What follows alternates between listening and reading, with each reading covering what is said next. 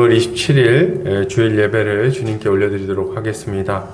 다 같이 묵도하심으로 예배를 시작하겠습니다. 다 같이 묵도하시겠습니다. 하나님은 영이시니 예배하는 자가 영과 진리로 예배할지니라. 사랑과 은혜가 많으신 하나님 아버지 감사합니다. 우리 사랑하는 보험자리 교회 형제자매들 모여서 함께 주님을 예배하고자 합니다. 이 시간 이 자리 가운데 좌정하셔서 우리 예배를 받아주시고 하늘의 은혜를 우리 각 사람의 심령 가운데에 충만하게 부어 주시옵소서. 이제 예배를 시작하는 시간입니다. 마치는 시간까지 함께하여 주시기 원하오며 예수 그리스도의 이름 받들어 기도 올려드립니다. 아멘. 이 시간 찬송가 1장 찬송 드리겠습니다. 찬송가 1장입니다.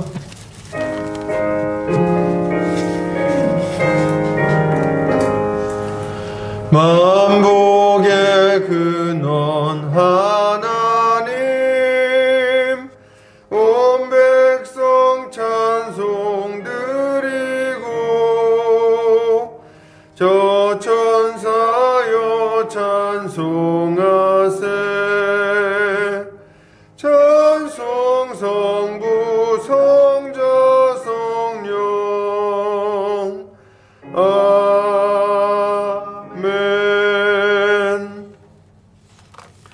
같이 사도신경으로 우리 신앙을 고백하겠습니다. 성경 맨 앞 페이지를 참고하시면 되겠습니다.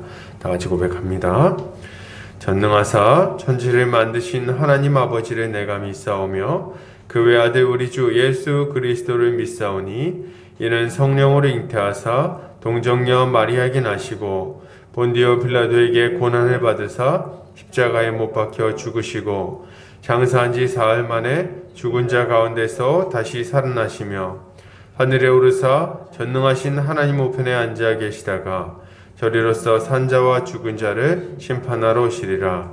성령을 믿사오며 거룩한 공회와 성도가 서로 교통하는 것과 죄를 사하여 주시는 것과 몸이 다시 사는 것과 영원히 사는 것을 믿사옵나이다. 아멘.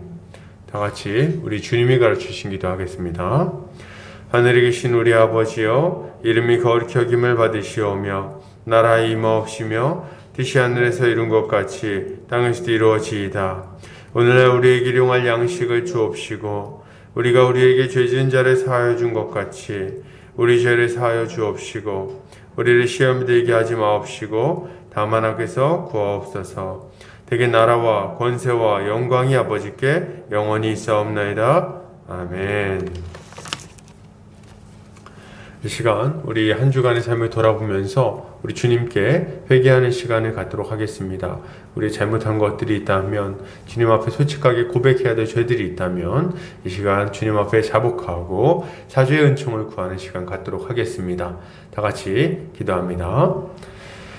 사랑의 주님 감사합니다. 오늘도 이렇게 예배의 자리에 나와 주님 앞에 기도하게 해주신 것 감사드립니다.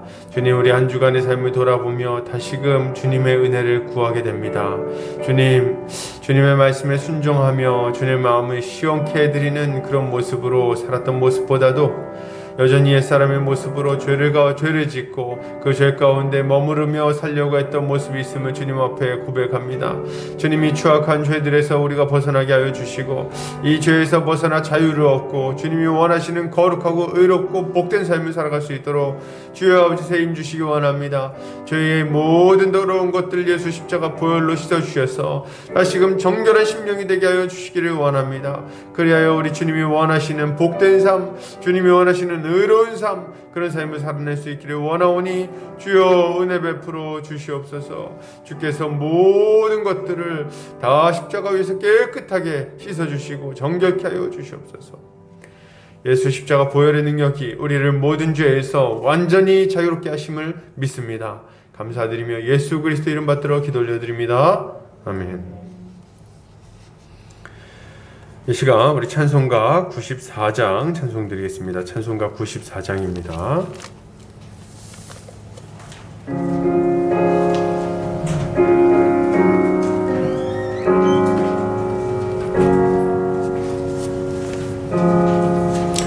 주 예수보다 더 귀한 것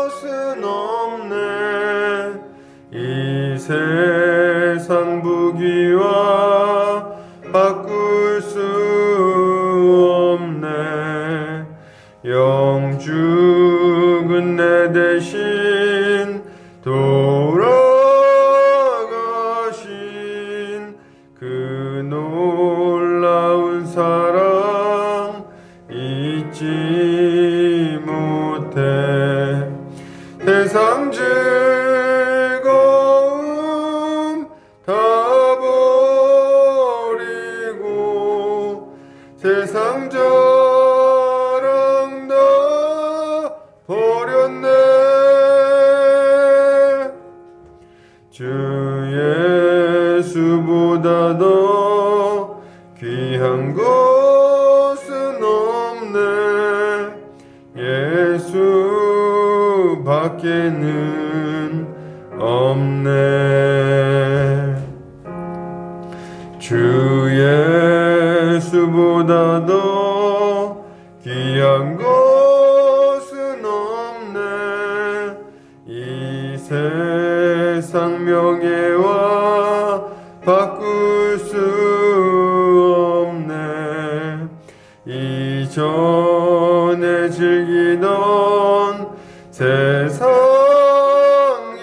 세상에도 주 사랑하는 마음 뺏지 못해. 세상 즐거움 다 버리고 세상 자랑 다 버렸네. 주 예수보다 더 귀한 것은 없네. 예수 밖에는 없네.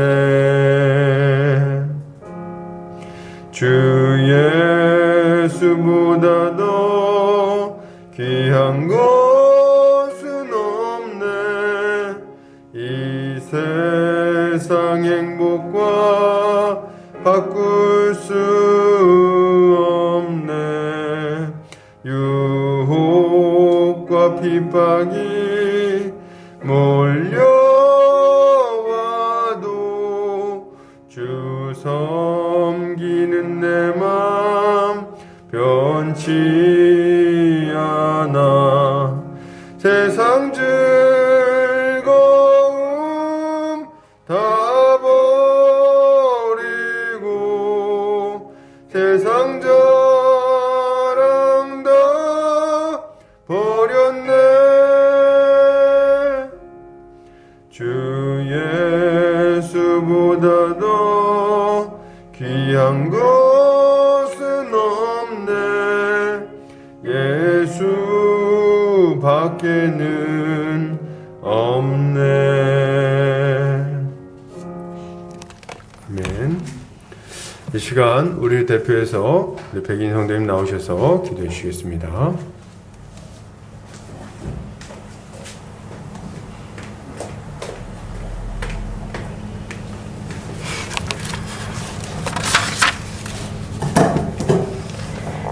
하나님은 우리의 피난처시요 힘이시니 환난 중에 만날 큰 도움이시라. 그러므로 땅이 변하든지 산이 흔들려 바다 가운데 빠지든지 바닷물이 솟아나고 뛰놀든지 그것이 넘침으로 산이 흔들릴지라도 우리는 두려워하지 아니하리로다. 한 시내가 있어 나뉘어 흘러 하나님의 성 곧 지존하신 이의 성소를 기쁘게 하도다. 하나님이 그 성 중에 계시니 성이 흔들리지 아니할 것이라. 새벽에 하나님이 도우시리라. 아멘. 우리의 피할 바위가 되어주시며 피난처이시며 힘이 되어주셔서 지키시고 보호해주시는 전지전능하신 하나님께서 우리의 아버지가 되시니 무한 감사드리며 존귀하신 하나님께 찬양과 영광 올려드립니다.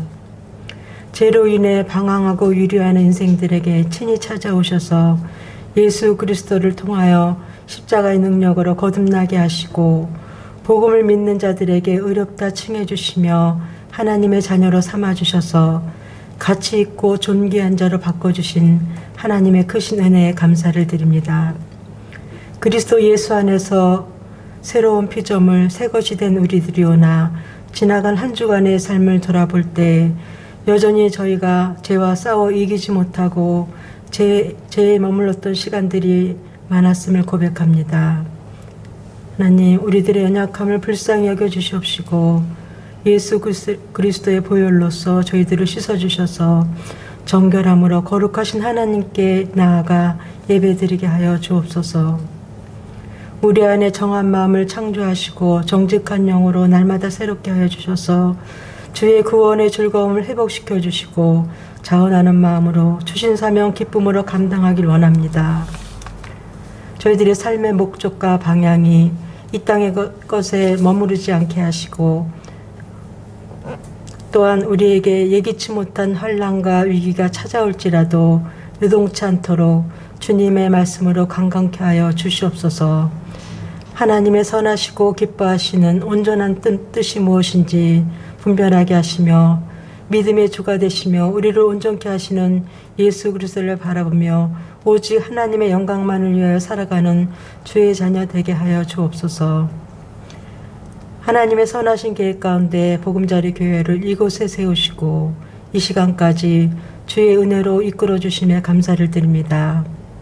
영적 지도자로 세우신 안종현 담임 목사님께 성령의 충만함으로 함께 하시고 지혜와 계시영으로 더욱 충만케 하여 주심으로 복음의 말씀을 정확하고 풍성하게 전하고 가르치심으로 인하여서 성도들이 말씀의 꼴을 풍족히 먹고 소화시킴으로 삶의 변화가 일어나며 영적 성장과 부흥이 일어나게 하여 주시옵소서.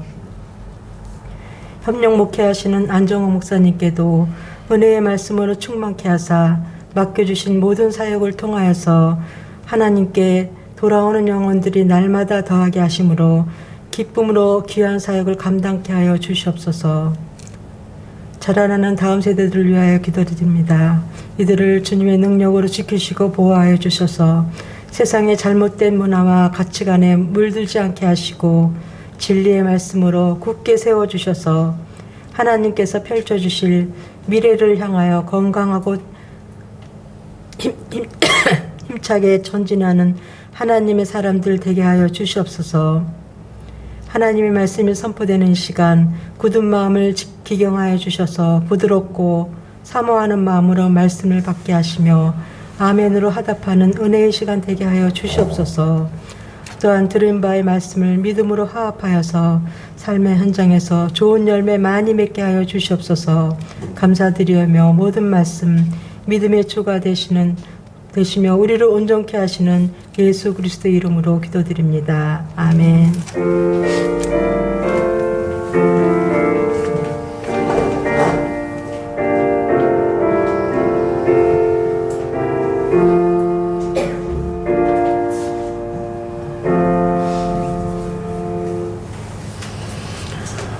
이 시간 우리 요리문답하는 시간 갖겠습니다. 주보 오른쪽 면에 참고하시면 되겠습니다. 제가 질문하고 함께 답변하도록 하겠습니다. 제가 질문합니다. 26문 전능하사 천지를 만드신 하나님 아버지를 내가 믿사오며 라는 신앙 고백의 의미는 무엇입니까? 우리 주 예수 그리스도의 영원한 아버지 곧 무에서 천지 만물을 창조하시고 영원한 경륜과 섭리로 그것들을 보존하시고 다스리시는 분이 나의 하나님이시며 또한 그 아들 그리스도로 말미암아 나의 아버지시라는 것입니다. 나는 하나님을 매우 신뢰하므로 하나님께서 나의 몸과 영혼에 필요한 모든 것을 채워주시며 이 슬픈 세상에서 내게 닥친 모든 역경을 선으로 바꿔주실 것을 굳게 믿습니다. 하나님은 전능하시기 때문에 능히 이 일을 하실 수 있으며 신실하신 아버지이시기 때문에 기꺼이 하시는 것입니다. 아멘.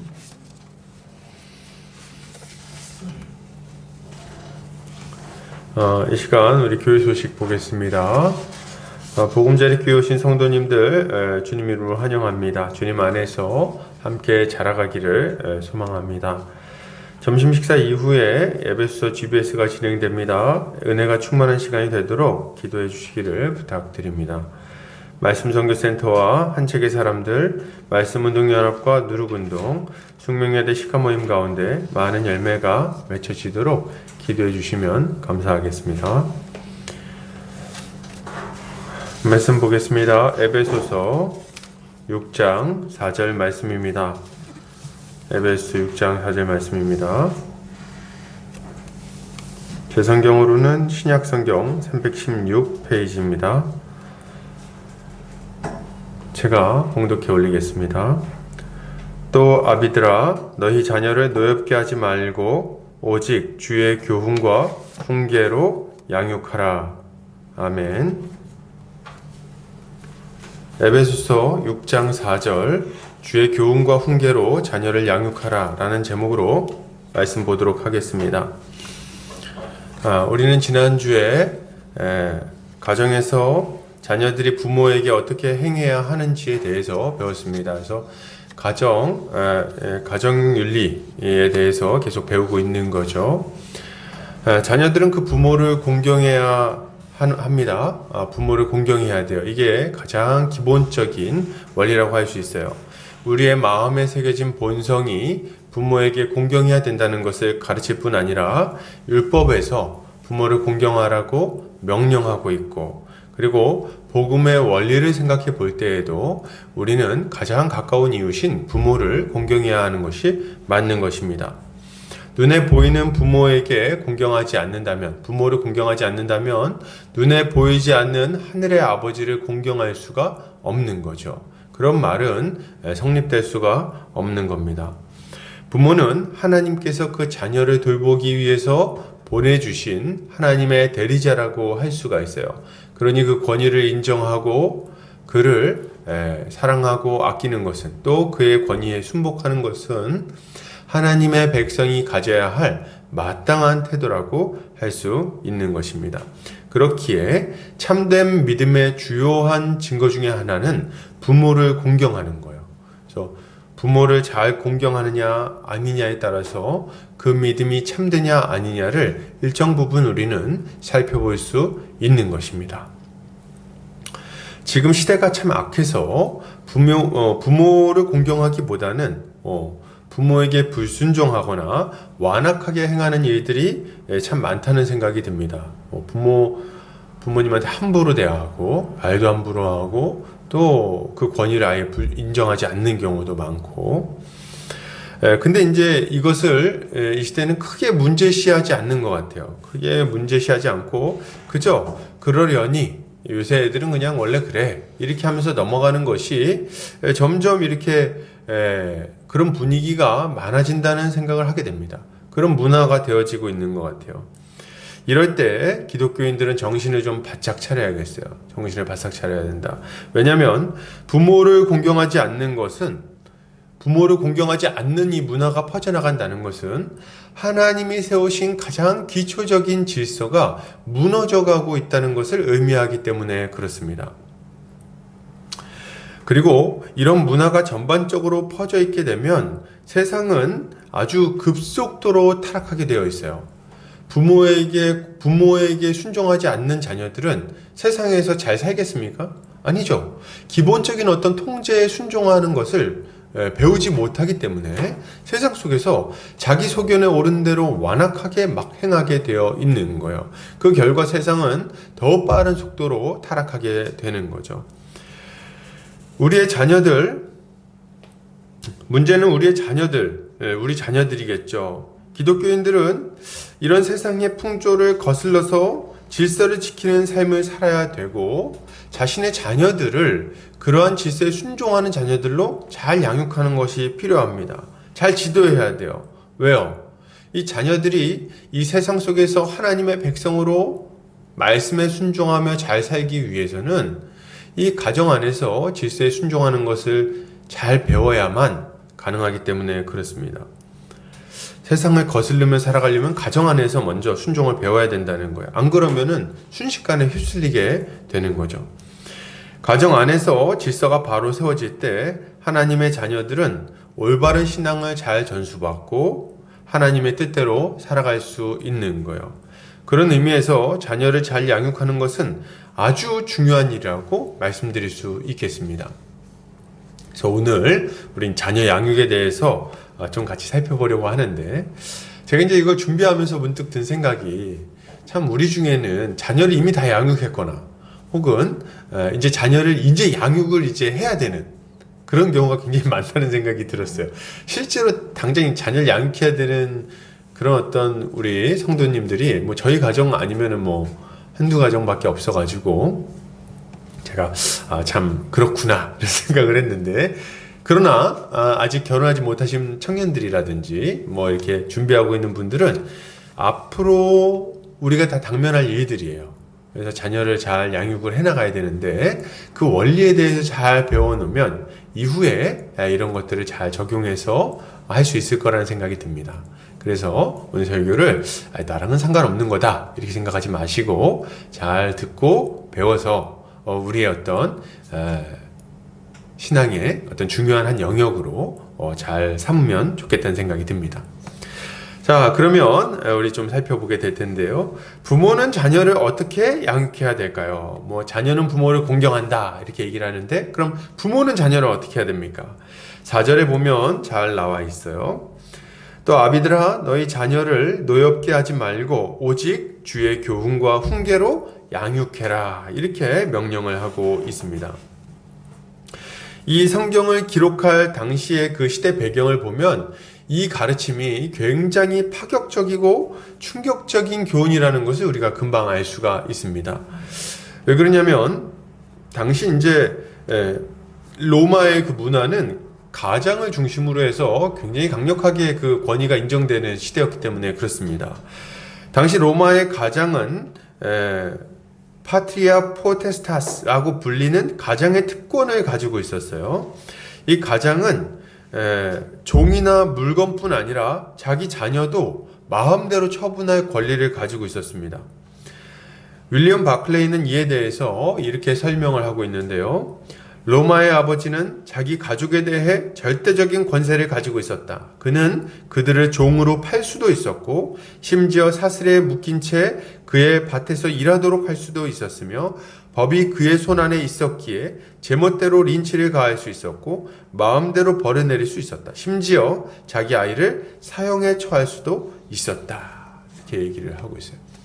그러니까 이런 분위기 속에서 자녀를 노엽게 하지 마라 뭐 이런 가르침이 얼마나 충격적인 가르침이 되겠습니까? 그러니까 참 딱 들었을 때 충격적이다 이런 생각을 하게 되는 거죠. 근데 어쨌든 지금으로서는 상상이 안 되는 그런 분위기이긴 한데, 당시의 문화는 그랬고 사도 바울은 이런 문화에 살고 있는 기독교인들에게 자녀를 노엽게 하지 말고 사랑으로 그 자녀를 양육하라고 가르치고 있는 거예요. 그러면 부모는 왜 이런 방식으로 자녀를 양육해야 될까요? 어차피 내 새끼인데 내 마음대로 하면 안 됩니까? 어떤 분들은 이제 자녀는 노엽게 하지 말고 오직 주의 교훈과 훈계로 양육해라, 사랑으로 양육해라 뭐 이런 얘기 들으면 뭐 그런 생각하시는 부모님들이 있으실지 몰라요. 내 새끼인데 내가 뭐 눈치를 봐야 되나? 이렇게 해가지고 내 새끼 내 맘대로 하지도 못해? 내 맘이지. 뭐 이렇게 생각하시는 분들이 있을 수도 있어요. 그래서 옛날에는 사실 한국 사회도 부모의 권위가 너무 강력해가지고 자녀들이 많이 맞으면서 컸습니다. 저는 별로 맞으면서 크진 않았어요. 어렸을 때만 좀 맴매를 좀 맞았을까요? 거의 안 맞았어요. 근데 조금 저희 윗 연배만 해도, 제 부모님 세대만 해도 정말 맞는 것은 일상생활이었죠. 그래서 이제 뭐 좀 잘못하면 그냥 아버지가 많이 때리기도 했고 그랬는데, 그렇게 하면 안 된다고 이렇게 얘기를 하고 있는 거예요. 근데 왜 그러냐 했더니, 자녀는 부모의 소유가 아니라 만유의 아버지이신 하나님께서 맡기신 존재이기 때문에 그렇습니다. 그러니까 부모의 소유가 아닌 거예요. 하나님 아버지의 소유이고 그분이 잠시 맡겨준 존재라는 것을 우리가 알아야 되는 거죠. 자녀는 부모의 몸을 통해서 이 땅에 태어났습니다. 그죠? 그러나 그의 영혼을 창조하시고 모태에서부터 그 세포 하나하나를 조성하시고 그 아이가 잘 자라나서 태어나게 하신 분은 누구십니까? 바로 하나님이신 거예요. 그러므로 사람의 인생은 그 부모가 아니라 온전히 하나님의 소유라고 할 수 있는 것입니다. 부모는 하나님이 창조하신 자녀를 선물로 받은 자들이며 그들을 온전히 양육할 책무를 지닌 자들이라고 할 수 있는 거죠. 부모는 자신의 자녀를 자기 소유로 생각하며 함부로 키우지 않아야 됩니다. 그런 행동은 하나님의 뜻에 어긋나는 행위라는 것을 분명히 알아야 돼요. 우리 아버지 하나님의 권위 아래 우리도 있기 때문에 그분의 권위를 의지하여 인정하며 그 권위를 인정하며 자녀를 사랑으로 잘 양육하는 게 필요한 거죠. 그렇기 때문에 부모는 자녀를 잘 양육해야 됩니다. 오늘 본문에서는 아비들아 너희 자녀를 노엽게 하지 말고 오직 주의 교훈과 훈계로 양육해라 이렇게 얘기하는데 이제 아비들아 이렇게 얘기하니까 뭐 그럼 아버지들만 잘 지키고 이제 엄마들은 좀 약간 마음 편하게 있자 이렇게 생각하시면 안 되는 거죠. 여기 아비들아 이렇게 얘기하는 이유는 뭐냐면 아버지가 가정의 머리가 되기 때문에 그렇습니다. 그래서 가정의 대소사를 주관하는 그 결정권, 그 권위를 가지고 있기 때문에 그 권위로 자녀를 잘 양육해야 된다는 이야기를 하고 있는 거예요. 그러니까 부모가 다 자녀를 잘 양육해야 되는 거죠. 무엇보다도 가정과 교회에서 하나님의 뜻에 따라 순종하며 살아가는 하나님의 백성으로 잘 양육해야 되겠습니다. 자녀를 양육할 때는 가정과 교회에서 또 세상 속에서 하나님의 뜻에 순종하며 살아가는 아이로 잘 양육해야 되겠어요. 그래서 이 세상의 풍조에 휩쓸려서 불순종의 자녀로 자라나지 않도록 잘 돌봐야 되는 거죠. 우리 중에는 이렇게 생각하시는 분들이 있을 수 있어요. 그냥 애는 지가 알아서 잘 자라는 거야. 자꾸 손대면 안 돼. 자기가 알아서 하는 거지. 그래서 자유방임주의, 이런 어떤 양육 원칙을 가지신 분들이 있으실 수 있는데, 그렇게 하면 안 됩니다. 왜냐하면, 신앙의 부모가 자녀를 제대로 양육하지 않으면, 다른 존재가 자녀를 양육하기 때문에 그렇습니다. 뭐가 양육해요? 세상이 자녀를 세상의 방식으로 양육하게 되어 있어요.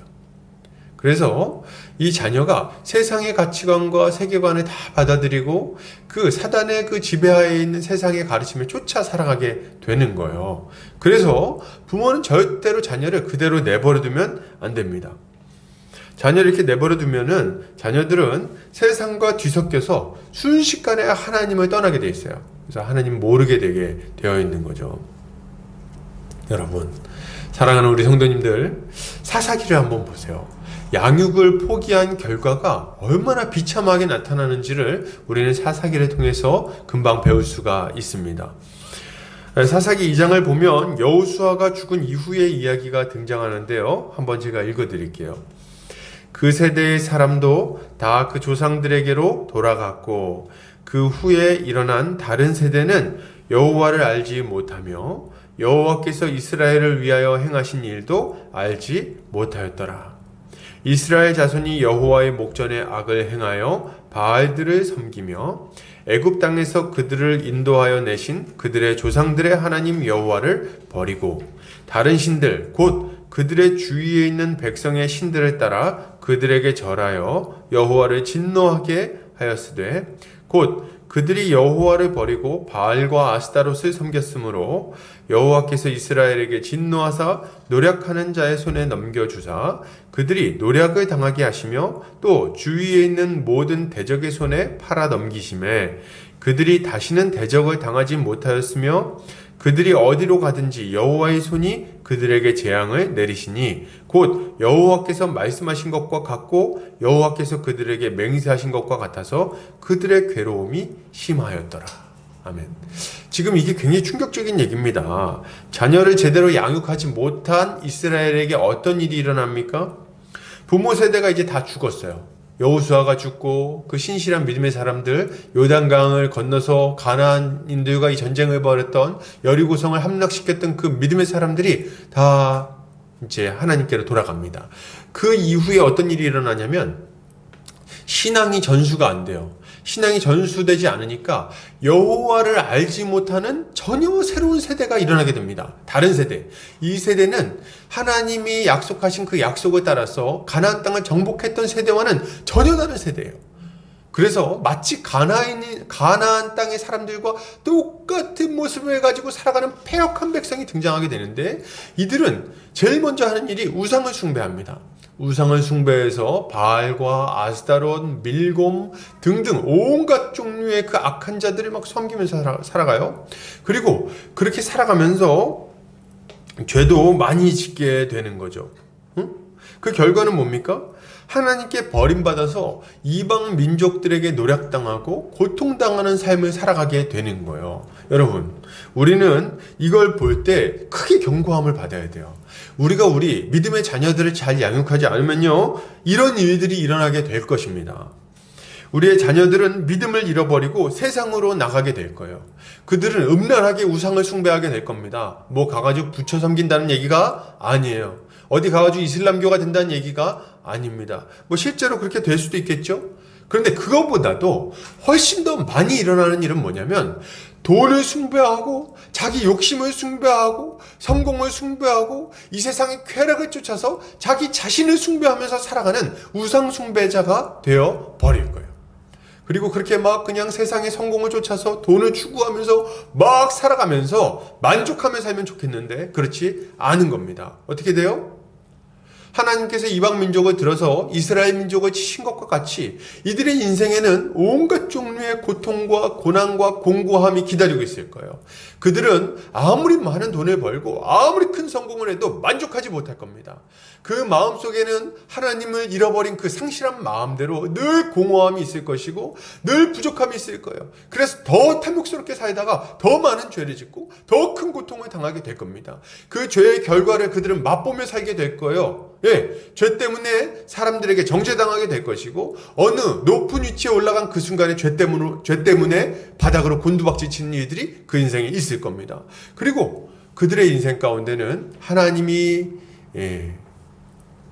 주시는 여러 가지 재앙이 계속해서 찾아오게 되는 거예요. 하나님이 그들을 미워해서 이렇게 한다고 생각하시면 안 됩니다. 하나님의 백성들을 돌이키고자 우리 주님은 언제든지 징계하시기 때문에 그런 거예요. 어찌되었든지 간에 그들의 인생은 계속 이렇게 고통스럽게 될 것이고, 결국에는 그 인생의 말미에 자신의 삶을 후회하다가 허무하게 생을 마치게 될 수도 있는 겁니다. 중간에 돌이키면 돌이키게 되면 참 감사한 일이겠죠. 막 두드려 맞고 돌이키면 감사하다는 거예요. 그런데 만약에 끝까지 안 돌이키면 어떻게 되겠습니까? 끝까지 안 돌이키면, 그러면 정말 이건 비참한 상황이 되는 거예요. 여러분, 그렇지 않아야 되는 거 아닙니까? 우리의 자녀들이 그렇게 되도록 내버려두면 안 된다는 거예요. 여러분, 또 교회도 쇠락하게 될 거예요. 만약에 우리 다음 세대를 잘 양육하지 않는다면 교회도 쇠락하게 될 거예요. 저 유럽에 이제 나이 든 분들만, 나이 많은 분들만 교회에 다니는 그런 상황, 한 5,000명 교회에 한 대여섯 명 앉아있는 그런 상황이 우리 한국 교회의 상황이 될 수도 있다는 거예요. 교회는 힘을 잃어버리게 되겠죠. 이게 다가 아닙니다. 세상도 또한 점점 더 악해지게 되어 있어요. 여러분, 세상이 지금 극한의 죄악으로 치닫지 않는 이유가 뭔지 아십니까? 네, 교회가 그것을 막는 방파제 역할을 하기 때문에 그렇습니다. 교회가 세상의 곳곳에 잘 자리 잡고 그곳에서 빛과 소금의 역할을 감당하기 때문에 세상이 아주 급속하게 타락하지 않는 거예요. 그래서 근데 이제 교회가 쇠락하게 되면 어떻게 될까요? 이 윤리도, 세상의 윤리도 더 이상 통제할 게 없어지니까 막아서는 게 없기 때문에 아주 급속도로 악해지게 됩니다. 동성애는 더욱더 창궐하게 될 것이고, 부모를 공경하지 않게 될 것이며, 살인과 도둑질과 거짓말과 온갖 종류의 악한 문화들이 이 세상에 가득하게 될 거예요.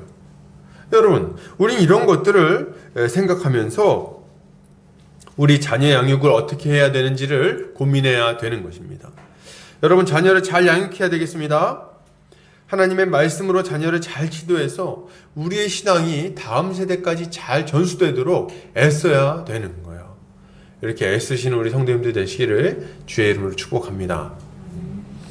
자, 그러면 자녀를 이제 잘 양육해야 되겠다는 생각은 드는데 어떻게 좀 양육해야 될까요? 어떻게 좀 양육해야 되겠습니까? 부모는 자녀를 사랑으로 잘 양육해야 되겠습니다. 사랑으로 양육해야 돼요. 우린 자녀를 본능적으로 사랑합니다. 성경을 봐도 하나님이 우리를 사랑하시는 것을 부모가 그 자녀를 사랑하는 것에 이렇게 비교해서 설명할 때가 참 많아요. 그러니까 이 자녀를 사랑하는 것은 우리의 본능의 영역이라는 거죠. 그래서 우리 주님도 뭐라 그러십니까? 너희가 악한 자라도 자녀에게 좋은 것으로 줄 알거든. 이렇게 막 얘기를 하세요. 그러니까 우리가 자녀에게 좋은 것을 주고 뭐 잘해보려고 하는 것은 아주 어떤 면에서는 아주 자연스러운 거죠. 가끔 가다가 아주 악한 자들이 이런 아주 자연스러운 원리를 거스를 때가 있어요. 그래서 뭐 자녀를 학대한다든지 뭐 이런 경우들이 아주 가끔 드러나는데 대부분의 경우는 자녀를 사랑합니다. 그리고 실제로는 자녀를 사랑하는데 표현을 좀 거칠게 하는 경우는 있을지 모르겠어요.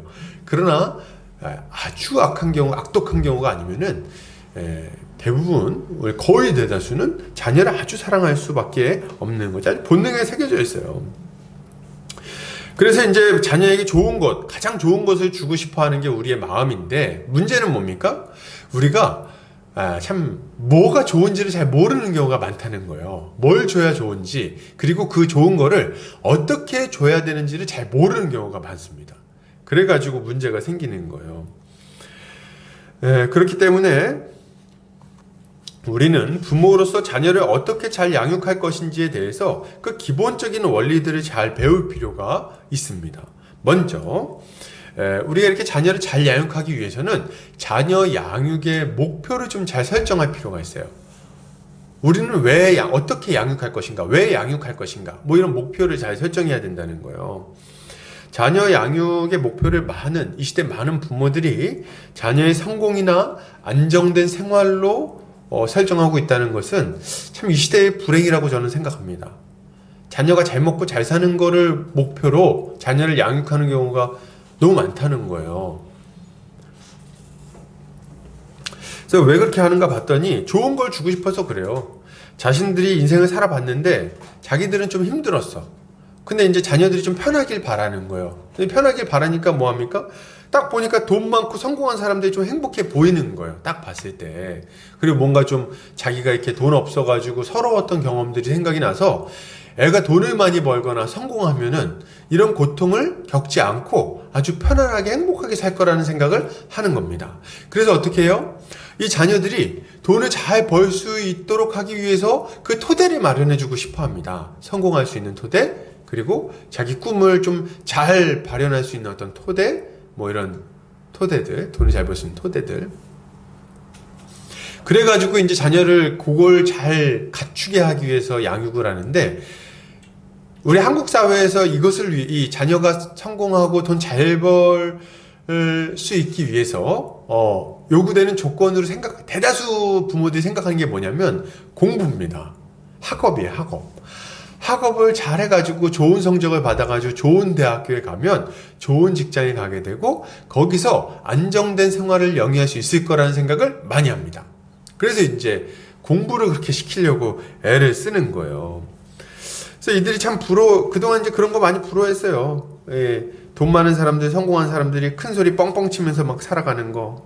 그래가지고 그런 삶을 좀 살게 해줘야겠다. 그래가지고 내 자식 어디 가서 기죽지 않도록 공부 잘 해가지고 좋은 학교 가고 좋은 직장 가고 돈도 잘 벌고 결혼도 잘하게 해야지. 그래가지고 이제 공부를 그렇게 가르치려고 애를 쓰는 거죠. 근데 이제 모든 아이들이 공부를 다 잘하는 것도 아니에요. 그러니까 여기서 굉장히 또 고통스러운 일들이 막 생겨나게 되는데요. 어찌되었든지 간에 이 부모들은 자녀가 잘 되는 걸 바라서 그 가능성을 가장 열어주고 싶고 좀 기본적인 것들을 마련해주고 싶어서 이렇게 양육을 많이 합니다. 이런 것들을 목표로 삼고 이게 최선이라고 생각하는 거예요. 본인들이 아는 한에서는.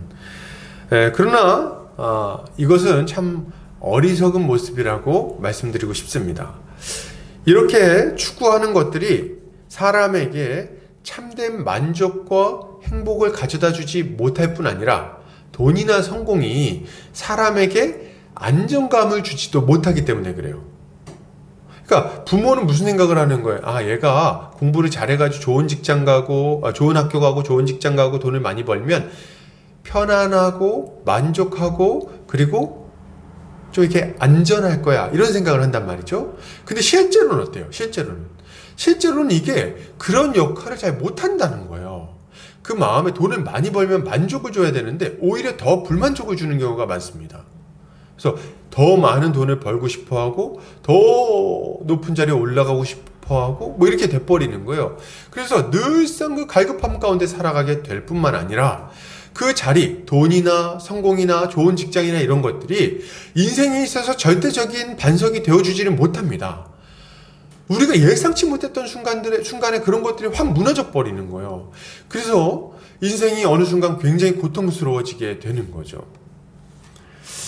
이런 것들로 만족과 안정감을 추구하는 것은 그런 의미에서 굉장히 이제 어리석은 생각이라는 거죠. 여러분, 인생에게 참된 만족과 행복감을 주고 그리고 인생을 가장 안전하게 보호하고 이끌어 주시는 분이 있으시니 그분이 누구십니까? 바로 하나님이세요. 하나님 외에는 그 어떤 것도 우리가 의지하거나 붙들 만한 것이 될 수가 없습니다. 여러분, 세상의 것들을 다 가진다 해도 결코 만족할 수 없고요. 세상에서 가장 강한 힘을 가진다 해도 결코 안정될 수 없어요. 여러분, 이걸 좀 잘 알 필요가 있는 거죠. 인생들에게 만족을 주시고 안정을 주시는 것은 하나님 한 분 외에는 없다는 거죠. 그렇기 때문에 성도가 자녀를 양육하는 목표는 돈이나 성공이 아니라 그런 걸 놓고 자녀가 성공하는 것, 자녀가 높은 자리에 올라가는 것 이런 걸 목표로 설정할 것이 아니라 자녀가 하나님의 백성으로서 합당한 모습을 갖추는 것을 목표로 정해야 되겠어요, 여러분. 이게 성도가 자기 자녀를 양육할 때 가져야 되는 첫 번째 목표인 거예요. 자녀가 하나님의 백성으로서 탁월한 인격과 신실한 믿음을 가지게 된다면 자녀가 우리의 손을 떠난 이후에도 우리가 걱정할 필요가 없어요. 왜 그렇습니까? 하나님께서, 하늘에 계신 우리 아버지께서 그 자녀를 친히 돌봐주실 것이기 때문에 그렇습니다. 그러니까 더 이상 이제 부모가 그것 때문에 이제 이 손 떠난 다음에 어떡하나 걱정할 필요가 없는 거죠. 이제 하나님께 맡겨드리고 기도하면 되니까.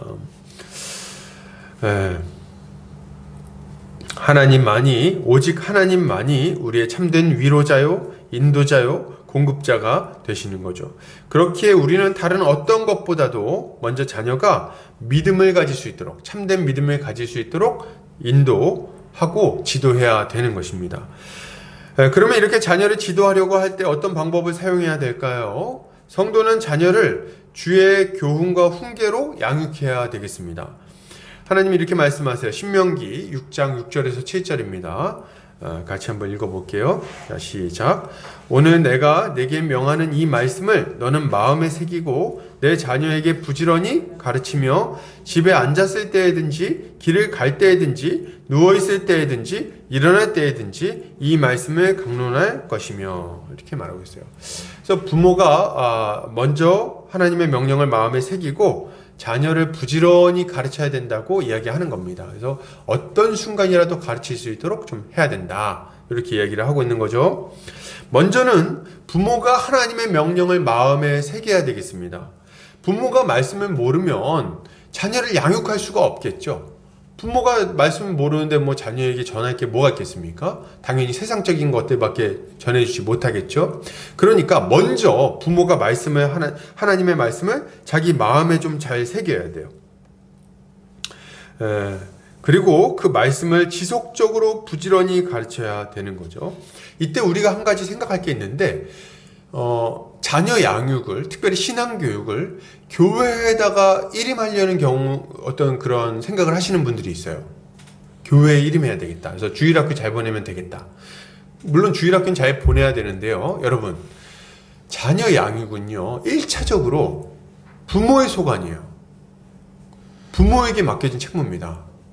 그러니까 교회는 그것을 보완하는 형태로 이 자녀 양육을 돕는 것이지 가장 첫 번째 되는 책임자가 아니에요. 이거 좀 여러분 분명히 아셔야 돼요. 그래서 부모가 그 자녀를 양육하는 거다. 신앙 양육을 그렇게 하는 거다. 교회도 말씀을 어린 자녀들을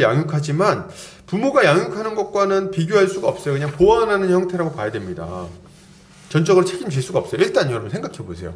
함께하는 시간부터가 너무 차이가 납니다.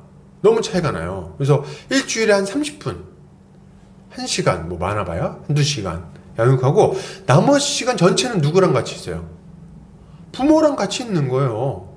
그러니까 이 짧은 시간 안에 이 아이의 신앙교육을 승부 보겠다 하면은 이게 실패할 수밖에 없는 거예요. 그렇게 할 수가 없다.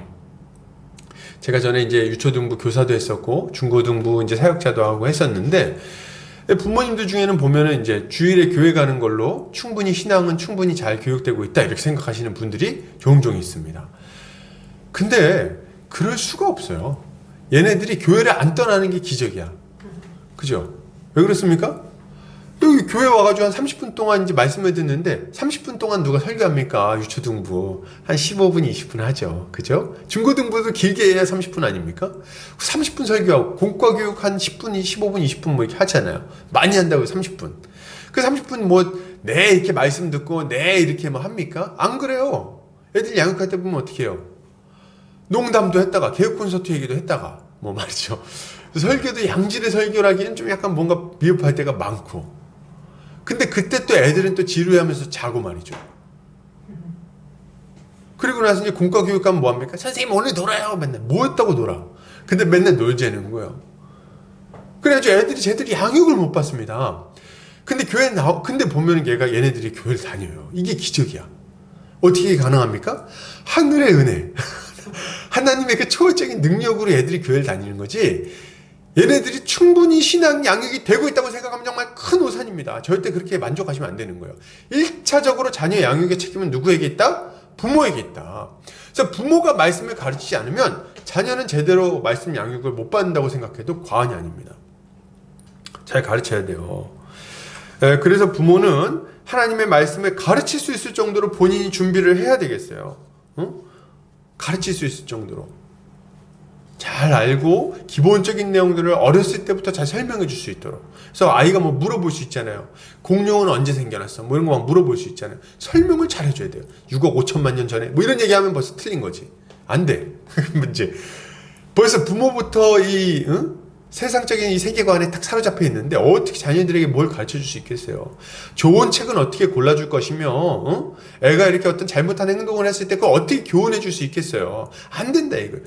부모가 먼저 하나님의 말씀을 아주 잘 배울 필요가 있어요. 지금 아직 결혼 안 하신 분들 중에 설교 듣는 분들 중에 결혼 안 하신 분들은 말씀을 잘 배우세요. 아주 깊이 배우세요. 그래서 내가 자녀가 생기면은 요거 요렇게 설명해 줘야겠다. 아주 잘 가르쳐 줘야겠다. 지금부터 생각하고 배워놓으세요. 미리미리 준비 안 하면 나중에 애가 태어났을 때 어떻게 양육할 수 있겠습니까? 그때 가서 배우려고 그러면요 늦어요. 힘들다고 늦는다. 너무 힘들어. 그러니까 미리미리 잘 배워놔야 되는 거예요. 이때 한 가지 분명히 알아야 될 것이 있는데 부모는 말로만 자녀를 가르쳐서는 안 된다는 겁니다.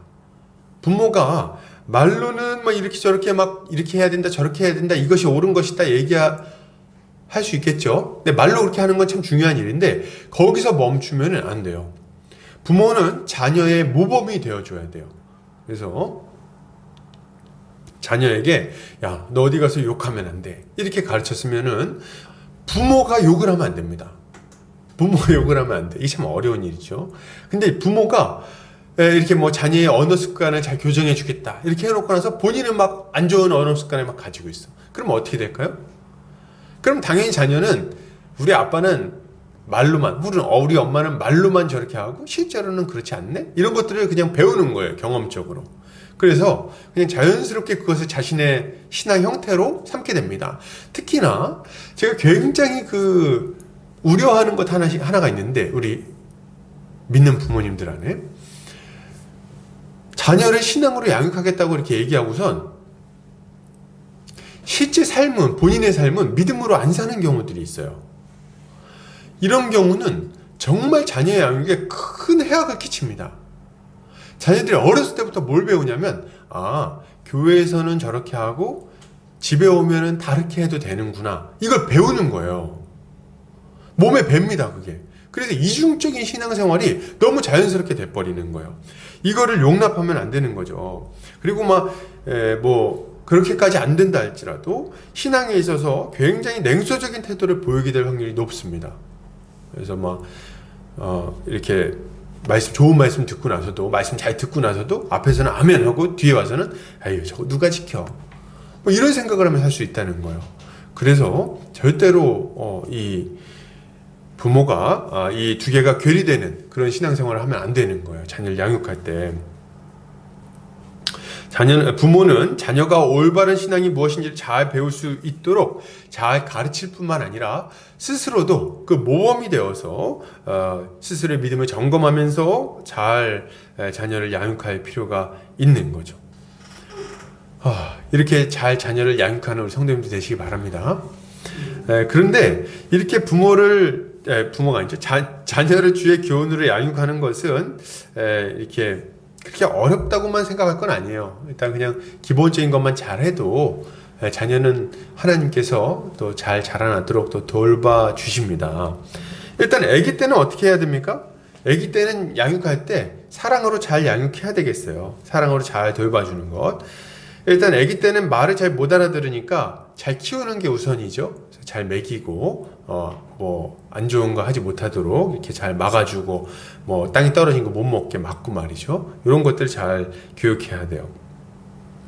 그래서 이때 자녀는 부모의 헌신적인 사랑을 통해서 하나님의 무조건적인 사랑을 배우게 됩니다. 그렇기 때문에 이 자녀에 대해서는 정말 하나님의 사랑을 맛볼 수 있도록 필요한 것들을 잘 공급해주고 사랑해주고 스킨십도 많이 해주고 이렇게 할 필요가 있어요. 이런 경험은 아이가 자라나면서 하나님의 사랑을 이해하는 데 절대적인 도움이 되는 거예요.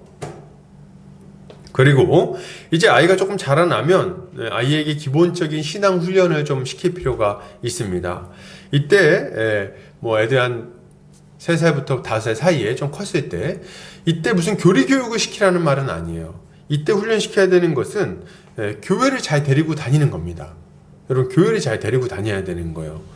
데리고 다니면서 뭐 애가 이제 주일이면 교회를 가야 되는구나, 이런 것들을 이제 몸에 배도록 이렇게 가르쳐야 되고, 그리고 이제 밥 먹을 때 손 모으고 눈 감는 거, 이런 거 잘 시키셔야 돼요. 그래서 이제 애들이 뭐 기도를 막 합니까? 모르죠. 그러나 이제 자 이쁜 손 하면 이제 손 모으고, 그리고 이제 기도할 때는 눈을 감아야 되는구나, 이런 거 이제 배우게 하는 거예요. 어렸을 때 이런 걸 잘 가르치고, 하나님께 기도한다는 걸 알고, 그리고 자기 전에 이제 부모가 머리에 손 얹고 기도해주고 뭐 이런 걸 많이 해야 되겠죠. 그리고 이제 교회를 가면은 이제 예배 때 조용히 앉아 있어야 된다는 거, 이런 것들 이제 배우게 됩니다. 그죠? 그래서 어린이들 이제 와가지고 예배 드릴 때 예배 자리에 앉아 있는 거, 이거 사실 애들한테 굉장히 고통스러운 일 아닙니까? 근데 고통스럽지만 그럼에도 불구하고 훈련시킬 필요가 있어요, 여러분. 뭐 요새 뭐 한국 교회에서는 이제 어린이 예배를 따로 드리는 경우가 참 많죠. 그래서 어린이 예배, 뭐 유치부 예배 다 나눠져 가지고 따로 드리는 경우가 많은데, 기독교 역사 2000년 동안 이렇게 나눠서 드린 경우는 거의 없었어요. 이렇게 나눠드리기, 주일학교가 생긴 게 1800년대 후반입니다. 그러니까 그 전까지는 다 예배를 같이 드렸던 거예요. 그래서 애들이 어렸을 때부터 교회 와서 이렇게 부모 손 잡고 와가지고 딱 그 장의자 거기 옆에 딱 앉아가지고 이렇게 예배 찬송 부르고 예배 드리는 겁니다. 그렇게 하면서 신앙 전수가 되는 거였어요. 그래서 어느 날 보니까 엄마가 막 찬송가 부르면서 막 우는 거, 이렇게 왜 우는지도 몰라, 이렇게 쳐다보면서 신앙을 배우는 거거든요. 또 아니면 아버지가 막 거기서 막 아주 막 뜨겁게 기도하는 거, 이런 거 보면서 배우는 거예요. 성도님들 하는 거 보면서. 말씀을 들을 때는 진지하게 들어야 되는구나, 이런 거. 그 분위기 안에서 배우는 겁니다. 그리고 이제 그렇게 하면서 배우는 건데, 처음에 오면 애들이 말을 잘 안 듣죠. 그죠? 막 자리에 딱 앉아서 막 1시간 버티는, 저희 교회 같은 경우는, 또 우리 교회 같은 경우는 뭐 예배 시간이 좀 길잖아요. 설교 시간도 길고. 근데 이제 애들이 딱 버티기 힘들다는 거죠. 그러나 훈련하면 다 합니다, 여러분. 다 해요. 못할 게 없어요. 앉아가지고 좀 약간 뒤틀 수는 있지만 조용히 이렇게 예배 드리는 거, 요거 훈련 다 시켜야 됩니다. 그래서 옛날에 제가 들었던 예화인데, 옛날 분들이 이제 예배 드릴 때 보면은 이제 이렇게 했다는 거, 자녀가 와서 이제 막 떠들잖아요. 처음에는 조용히 잘 들이다가 좀 머리가 커지고 그러면은 떠들고 뭐 자기 멋대로 하고 싶어 하고 막 이렇게 한다는 거죠.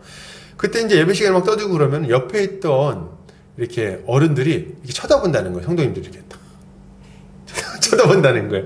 근데 이제 요새 같아서는 민망해서 그렇게 절대 안 하죠. 근데 옛날에는 이제 딱 그게 신호 같은 거예요. 이렇게 애가 이제 다 컸구나, 이제 다 교육할 때가 됐구나, 그러면은 부모가 애를 데리고 이제 교회 뒤로 나가는 거죠. 그럼 저 뒤에서 소리가 딱 들리는 거예요. 으아! 그러고 나면 애가 이제 훌쩍거리면서 이제 엄마 손을 잡고 딱 들어오면 이제 성도님들이 씩 웃고 이렇게 하면서 이제 자녀가 그렇게 예배에 정착을 했다 그래요. 그래서 그렇게 양육을 받으면서 자연스럽게 예배 드릴 수 있도록 이런 것들을 처음부터 잘 훈련시킬 필요가 있습니다. 어렸을 때는 일단 앉아있는 것부터, 그리고 이렇게 틀이 완성되고 나면 자연스럽게 그 이후에는 신앙이 전수되게 되는 거죠. 그리고 이제 유치원에 들어가고 말귀를 좀 알아듣는 때가 되면 두 가지를 좀 잘 가르쳐야 되는데, 첫 번째는 하나님 사랑이고 두 번째는 이웃 사랑입니다. 이걸 잘 가르칠 필요가 있어요.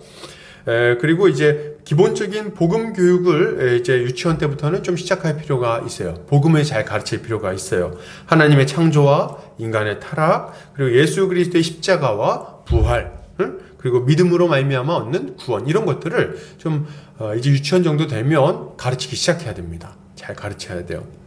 그리고 이웃을 사랑하는 법을 잘 가르쳐야 되겠죠. 우더른을 공경하는 것을 아주 잘 가르쳐야 돼요. 어렸을 때부터. 그래서 이렇게 우더른을 보면, 교회에서도 어른들 보면 이렇게 딱 인사하는 거, 고개 숙여서 인사하는 거 잘 가르쳐야 돼요. 애들이 인사 잘 안 하면 어떻게 해야 됩니까? 이제 부모님 가서 머리를 이렇게 눌러줘야 되죠. 그 잘 인사하듯 눌러주고, 요거 잘 습관들이도록 해줘야 되는 거예요. 특별히 이 시기에 이제 담임 목사님 사랑하는 것도 잘 가르치고 이제 이런 거 해야 되는 거죠. 잘 양육해서. 그리고 이제 친구들과 잘 지내는 것도 가르쳐야 됩니다. 옆에 친구를 때린다든지 친구 것을 빼앗는다든지 이렇게 하는 것 이제 못하도록 해야 돼요. 이때 잘 혼내가면서 가르쳐야 되고, 도리어 친구를 위해서 자신의 먹을 것, 뭐 마이쮸라든지 뭐 이런 거 있잖아요. 뽀로로 음료 이런 거 나눠주는 거를 이제 좀 할 수 있도록 잘 지도할 필요가 있습니다. 나누고 배려할 수 있는 그런 아이가 되도록 가르쳐야 된다는 거예요. 여러분, 가르쳐야 돼요, 이런 것들. 이때 우리가 주의해서 정말 잘해야 될 것이 하나 있는데, 그게 뭐냐면 자녀가 잘못된 습관을 갖지 않도록 잘 훈계하는 겁니다. 이게 굉장히 중요해요. 특별히 우리가 다 죄인이기 때문에 자녀들도 다 죄인이에요, 여러분. 어리지만 죄인입니다. 그래서 불순종하려고 하는 죄된 모습이 자녀들에게서 아주 강력하게 나타날 수가 있어요. 그래서 미운 4살이라고 그러기도 하고 막 그러는데, 말을 안 듣고 자기 마음대로 하려고 그러는 모습이 딱 이제 본격적으로 나타나기 시작합니다. 이때 여러분 잘 들으세요. 믿는 부모는 자녀가 그렇게 하지 못하도록 막고 순종하도록 만들 의무가 있어요. 책임과 의무가 있어요, 부모에게는. 이 불순종하려고 하는 자녀를 순종의 자녀로 양육해내야 된다는 거예요. 굉장히 중요한 겁니다, 이거는. 잠언에서는 이렇게 자녀를 잘 양육하기 위해서 매를 아끼지 말라고 말하고 있어요. 잠언 13장 24절입니다. 매를 아끼는 자는 그의 자식을 미워함이라. 자식을 사랑하는 자는 근실히 징계하느니라. 아멘. 이렇게 얘기하고 있어요. 그러니까 매를 아끼면 안 된다. 근데 이 말은 무턱대고 자녀를 막 두드려 패야 된다, 이런 말은 아닙니다. 그런 말은 아니에요. 말로 해서 아이가 잘 들으면 그렇게 그냥 잘 타일러서 교육하면 됩니다. 애들 중에는 그냥 말로도 잘 되는 애들이 있어요. 근데 이제 말로 안 되고 이렇게 할 경우에 이제 얘기를 하는 거죠. 그리고 아이에게 손을 댈 때도 제가 이제 뭐 지금 이 시대에 여러 얘기들을 들으면 너무 가혹할 때가 있어요. 그렇게 하면 안 되고, 일단은 본인이 마음이 아주 감정이 식어야 돼요. 감정이 뜨거운 상태에서 막 애들을 징계하면 안 됩니다. 로이드 목사님 뭐라고 말씀하셨냐면, 본인이 훈계받아야 되는 상황에서 누구를 훈계하겠는가, 뭐 이렇게 말씀하셨어요. 그래서 먼저 자기가 화가 나서 애를 때리면 안 됩니다. 화가 났을 때는 일단 감정을 잘 진정시키고 양육하기 위한 어떤 이런 체벌을 할 수 있는 거예요. 그래서 가혹하지 않도록, 너무 과도하지 않도록 잘 해야 되는 거죠. 막 혁대 풀러서 때리고 막 이런 거 안 됩니다. 그래서 뭐 이렇게 너 일로 와, 이놈의 새끼 아주 그냥 오늘 죽었어, 이렇게 하면 안 되는 거예요. 그래서 너 일로 와, 오늘 이렇게 했지? 이거 왜 이렇게 했어? 잘못했지? 잘못한 거에 대해서 어떻게 해야 되겠어? 이렇게 아주 엄격하게 교육하는 차원에서 이 지도를 해야지, 막 그냥 이성을 잃고 막 집어 던지고 막 이런, 안 된다. 그렇게 하면 안 됩니다. 소리 지르고 안 되겠어요. 그렇게 하면 안 돼. 좀 엄격하게 단호하게 얘기하는 게 필요한 거죠. 특별히 자녀가 여러 번 타일렀는데도 불구하고 부모를 이기려고 하거나 부모의 권위를 무시하고 자기 마음대로 행하려고 할 때는 절대로 그것을 내버려두면 안 됩니다. 말로 훈계를 했는데도 불구하고 불순종할 때는 따끔하게 매를 들어서 이 고집을 꺾어줄 필요가 있어요. 여러분, 그때 꺾어줘야 돼요. 여러분, 영국의 부흥을 이끌었던 이 분 중에 이제 웨슬레 목사님이라는 분이 있어요. 요한 웨슬레 목사님, 굉장히 유명한 분이시죠. 근데 이분이 형제가 참 많아요. 이분이 이제 몇째냐면 15번째 자녀예요. 그 형제는 몇 명이냐? 19명이야. 그 어머니는 진짜 어마어마하신 거죠. 진짜 대단한 분이세요. 애가 19명이었어요. 그러니까 19명을 낳는데, 근데 이 자녀들을 너무 잘 양육하셨어요. 이분이 나중에는 이제 그때 당시 기록을 보면은 자녀들을 너무 잘 양육했는데다가 주일학교를 가정 주일학교를 만들어서 애들 주일학교를 했다 그래요. 그 정도로 아주 잘 양육을 하셨다 그럽니다. 근데 우리는 지금 생각해보면 막 한 명 키우는 것도 쩔쩔매거든요. 막 어떻게 해야 돼? 막 이렇게 하는데 19명. 근데 19명이 너무 잘 순종하는 순종의 자녀들로 잘 양육했다는 거예요. 애들이 다 괜찮았어. 그래서 어떻게 그럴 수 있겠는가 했더니 그 이유가 뭐냐니까, 이 어머니가 이 자녀를 양육할 때 어떻게 했냐면, 그 자녀들이 말을 잘 듣게 하는 이분의 기술이 있었어요. 그게 뭐냐면, 애를 키우다가 어느 시점에 애기가 이렇게 막 고집 피우고 이렇게 하는 순간이 딱 찾아오면 그때 그 순간에 딱 잘 포착해가지고 그때 아주 고집을 콱 꺾어버렸다는 거예요. 고집을 콱. 그 순간에 잘 판단을 해가지고 따끔하게 매를 들었다고 합니다. 그때 한번 고집을 딱 꺾어주면 그 이후에는 아주 순종적인 자녀로 잘 자라났다고 하는 거죠. 그래서 이제 이런 얘기 들으면은 이제 부모님들이 다 물어보는 게 이런 거예요. 그러면 그 순간은 어떻게 알 수 있죠? 언제 고집을 꺾어줘야 되죠? 이렇게 딱 이제 물어볼 수 있겠죠. 근데 이제 뭐라고 얘기를 하시냐면, 모든 부모는 자녀의 고집을 언제 꺾어줘야 되는지 본능적으로 안다는 거예요. 본능적으로. 그래서 애가 어느 순간 부모를 이기려고 하는구나, 딱 그거 딱 캐치할 때가 있어요. 그 순간에는 가만두면 안 돼. 그때는 다시는 그런 생각을 못 하도록 아주 확실하게 꺾어줘야 됩니다. 그래야지 부모의 권위 아래서 자라날 수 있는 거예요. 재밌는 얘기 아닙니까? 그 권위를 인정할 수 있도록. 물론 이 웨슬레 목사님의 어머니는 이렇게 하고 나서도 저녁마다 개별적으로 아이들 19명을 다 상담을 해주고 한 명씩 다 기도를 해주셨대요. 그러니까 아주 잘 양육을 하신 거예요. 여러분, 가끔 이렇게 길에서 보면 뭐 이마트라든지 이런 데 가보면은 애들 중에 막 땅바닥에 뒹굴고 막 소리 지르고 막 이런 친구들이 있어요. 어린이들. 근데 부모가 이렇게 보면은 어떻게 할 줄을 모르는 거야, 애를. 막 이렇게 막 애를 이렇게 질질 끄는데 애가 막 바닥에 누워서 질질 끌려가면서도 막 울고 소리 지르고 막 그럽니다.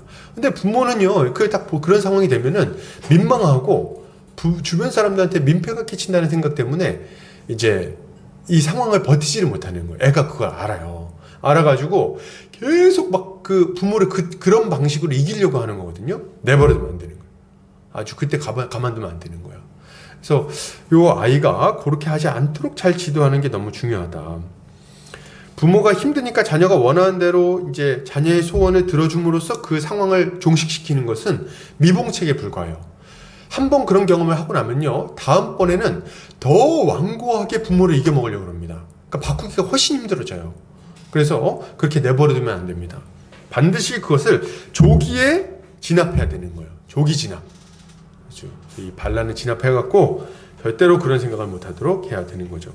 그래서 제 아는 우리 선배 목사님들은 보면은 다 집에 이 사랑의 매가 다 있다고 이렇게 말씀을 하시더군요. 그래서 매를 애들이 볼 수 있는 곳에 이렇게 걸어놓는다는 거예요. 걸어놔서 애들이 이게 말을 안 들으면 이제 어릴 때는 이제 체벌을 하잖아요. 그래서 이제 몇 대, 그래서 세대 때리고 이렇게 해가지고 애들이 이제 부모의 권위를 약간 무서워할 줄 알게 한다는 거예요. 근데 나중에 되면 때릴 수도 없어요. 이제 좀 어느 정도 크고 나면 초등학교 고학년만 돼도 잘 못 때리죠. 그러나 그때도 딱 걸어놓고 너 딱 매 쪽을 쫙 쳐다보는 거예요. 너 그럼 이제 그걸 보는 것만으로 애가 이제 딱 경계심을 가지고 순종하게 됐다는 거죠. 이런 것들이 참 지혜라는 생각이 듭니다. 자, 근데 이제 우리 중에 또 이제 반대로 여러분, 어떤 분들은 어렸을 때 부모님한테 너무 많이 맞고 자라서 그런 분들이 있을 수 있어요. 좀 이렇게 혼자서 이렇게 자녀를 키우신 분들이라든지 이런 경우에는 또 이제 뭐 부모가 두 분 다 계셔도 그렇죠. 이렇게 막 많이 이렇게 맞았을 경우가 있을 수 있어요. 근데 이제 그래가지고 그런 경험이 있다 보니까 너무 안 좋아가지고 본인이 자녀 키울 때는 절대로 그렇게 안 하겠다고 결심하신 분들이 있을 수 있어요. 그래가지고 내가 자녀를 키울 때는 나는 절대로 손대지 않으리라. 뭐 이런 생각들. 그런데 자녀를 학대하는 것은 우리가 절대로 하지 않아야 될 일이 분명하지만 자녀를 방치하는 것도 또한 마찬가지로 나쁜 일이라는 걸 여러분 알아야 돼요. 자녀를 방치하는 것도 나쁜 일이다. 절대로 내버려두면 안 됩니다. 우리는 다 죄인이기 때문에 내버려두면 급속도로 악한 길로 기울어지게 되어 있어요. 그래서 우리는 하나님의 대리자로서 어떤 악한 행위가 보일 때는 단호하게 그것을 끊어줄 필요가 있는 거죠. 자, 그런데 이렇게 자녀를 양육해 나갈 때 우리가 주의해야 할 것이 한 가지 있습니다. 이렇게 자녀를 이렇게 매를 들고 이렇게 양육할 때 그때 주의해야 할 것이 있는데 그게 뭐냐면 자녀를 노엽게 하면 안 된다는 거예요. 굉장히 중요한 원리예요. 여러분, 자녀를 노엽게 해서는 안 되겠습니다. 징계가 지나치게 가혹하거나 무거워서는 안 된다는 말이에요. 그러니까 잘못한 거에 비해서 너무 과도하게 혼내면은 이게 애가 이제 그걸 반감을 가지게 되는 거죠. 그러니까 화가 나는 거예요. 그렇게는 하면 안 돼요. 자녀를 훈계할 때 자녀가 너무 억울해하거나 그러면 이유를 물어보고 좀 멈추는 게 좋습니다. 저도 이렇게 제 아들을 이렇게 혼내다가 애가 막 너무 서럽게 울고 막 그러면은 물어봐요. 너 이렇게 왜 이렇게 뭐가 이렇게 억울해? 이렇게 물어보면 내가 억울하다 뭐 이렇게 막 얘기를 해요. 그럼 이제 그 얘기 들으면은 내가 더 억울하다. 네가 뭐 억울하니? 이런 마음이 들기도 하는데 분명히 잘못한 것 같지만 얘가 너무 억울하게 생각하면 좀 멈춥니다. 그래서 그렇게까지 가혹하게까지는 안 하려고 그래요. 이유가 뭐냐면 본인이 어떻게 생각하든지 간에 본인이 딱 느낄 때 너무 억울하다고 느끼면 이게 제대로 교육이 되질 않아요. 그렇기 때문에 거기서 멈춰주는 게 옳습니다. 그리고 잠시 물러났다가 잘 지도해 설득해주고, 그러나 또 말을 안 들었을 때는 충분히 어떤 이 이유를 알려주고 그러고 나서 이렇게 혼내는 과정들이 필요한 거죠. 부모가 너무 징계하지 않고 근데 이제 뭐 이렇게 하다가 혼내는데 애가 억울해요 뭐 이렇게 얘기하는 딱 보면 사실 압니다. 억울한 척을 하는 건지. 그래서 이제 그럴 때는 또 우리가 적절하게 지도를 잘 해야 되겠죠. 그리고 우리가 알아야 할 것이 또 있는데, 부모가 너무 징계를 하지 않고 방임해도 여러분 자녀는 화가 납니다. 그것도 화가 나는 거예요. 그래서 왜 그러냐면 징계가 없을 때 이 무제한적인 자유는 사람에게 안정감이나 평안함을 주는 게 아니라 두려움을 줍니다. 그리고 부모의 사랑을 못 느끼게 만들어요. 그래서 옛날에 무슨 드라마 같은 거 보면 이렇게 새엄마인가요? 새엄마 이런 사람들이 이렇게 있다가 애를 못 건드리는 거예요. 때리지 못하는 거예요. 근데 나중에 애가 커가지고 이렇게 막 못된 짓거리 하니까 와서 뺨을 착 때리죠. 그랬더니 이제 애가 뭐라 합니까? 엄마가 저를 때린 게 이번이 처음이에요. 이렇게 얘기하면서 그러면서 비로소 이제 마음을 느끼고 이런, 어디 제가 드라마 봤던 것 같아요. 근데 이제 그게 이유가 뭐냐니까, 이 아이를 적절하게 통제해주지 않는 것은 아이를 보호하는 게 아니기 때문에 그렇습니다. 아이도 알아요. 그래서 히브리서 같은 데 보면 자녀를 징계하지 않는다면 그 부모가 사랑하지 않는 거다, 이렇게 이야기를 막 합니다. 그래서 적절한 징계를 통해서 자녀가 이렇게 경계를 파악하고 어디까지가 내 행위의 범위가 될 수 있는지, 행동의 범위가 가능한지 알고 그것에서 오는 안정감을 가질 수 있도록 해줘야 되는 거예요. 이게 부모가 가르쳐야 되는 중요한 원리인 거죠. 또한 이렇게 자녀를 징계할 때 부모는 자녀를 향해서 충분한 인내와 이해심을 보여줄 필요가 있습니다. 충분한 인내와 이해심을 보여줘야 돼요. 왜요? 그냥 화난다고 함부로 혼내고 그러면 그것이 부당하다고 느낄 수 있기 때문에 그런 거죠. 그래서 부모는 자녀를 지도할 때 충분한 설득의 과정을 가지고 훈계를 해야 되는 거예요. 자, 아무튼 우리는 이렇게 최대한 어릴 때 기본적인 훈련들을 잘 시킬 필요가 있는데, 이제 나이가 좀 더 먹어서 초등학교 고학년만 돼도 잘 지도하는 것이 생각보다 쉽지가 않습니다. 사춘기가 좀 빨리 오기 때문에. 그리고 그때 뭔가를 바꾸려고 그러면은 좀 많이 힘듭니다. 그때 돼가지고 막 중고등학생 돼가지고 뭘 가르치려고 그러면 이제 머리가 굵어져가지고 튕겨져 나가는 경우가 많아요. 그래서 그 전에 어릴 때, 초등학교 때 아주 확실하게 잘 가르쳐야 되는 거예요. 그래서 어렸을 때 순종하는 것을 잘 훈련시키고 대화를 많이 나눠야 되겠습니다. 특히 초등학교 때 가치관과 세계관이 자리 잡기 때문에 이때 중요한 교리들을 잘 암기시키고 성경을 아주 달달달달 외우도록 잘 가르칠 필요가 있어요. 그래서 이때 아주 중요한 것이 기본적인 세계관 교육을 좀 시켜주는 건데요. 자녀가 이제 세상에서 친구들을 만나고 이제 세상 속에서 살아가는 첫 걸음이 이제 초등학교라고 거의 볼 수가 있어요. 근데 이 초등학교 때 세계관의 충돌을 경험하게 됩니다. 왜요? 가면은 벌써 인간은 어디서부터 왔어요? 오스트랄로피테쿠스. 뭐 몇백만 년 전, 뭐 호모 사피엔스 뭐 이런 거 배웁니다. 근데 이런 걸 아주 명시적으로 진화론을 배우는 건 좀 이유라 할지라도 뭘 배우냐면 공룡에 대해서 막 얘기를 합니다, 애들이. 그래서 공룡 어디서 왔어요? 딱 얘기를 하면 공룡 어디서 왔어? 그러면 벌써 6억 5천만 년 전 딱 나온단 말이에요. 그럼 우리가 배운 거랑 이 교회에서 배운 거랑 벌써 이 세계관 충돌이 일어납니다.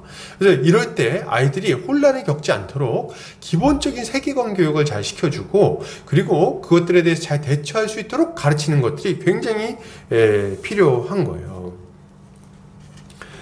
그래서 이제 어렸을 때 이제 이런 것들 잘 해야 되겠죠. 그래서 주일학교 교육을 한다 할 때 우린 두 가지를 좀 잘 해야 됩니다. 첫 번째는 교리 교육을 잘 해야 되고요. 두 번째로는 이 일상학교를 통해서 세계관 교육을 잘 해줄 필요가 있어요. 그래서 세상 속에서 어떻게 살아가야 될 것인지에 대해서도 잘 양육해 줘야 됩니다. 그래서 또 이때가 이제 학습 습관이라든지 뭐 이렇게 어떤 관계를 해나가는 이런 방식들 여러 가지 것들을 배우는 시기이기 때문에 이때 우리가 아주 특별히 관심을 가지고 자녀를 잘 양육하는 것들이 필요하는 거죠.